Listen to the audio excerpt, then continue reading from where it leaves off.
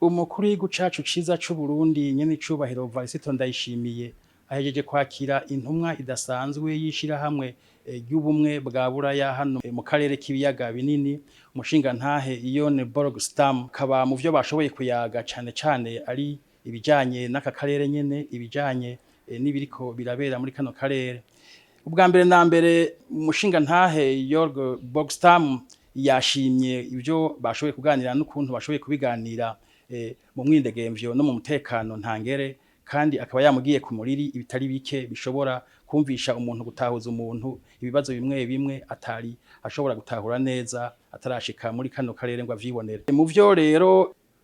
izo ntumwa zashoboye gushikiriza, bashoboye gushikiriza ahanini uko ubumwe bwa Buraya bubona ibibazo ngaha mu karere, bashikirije n'ubwigoro ubwo bumwe bwa Buraya buriko burakora muri kano karere, na cane cane ku bijanye n'ibiriko birabera mu buseruko bw'igihugu duhana urubibe ca Repubulika Iharanira Demokarasi ya Kongo.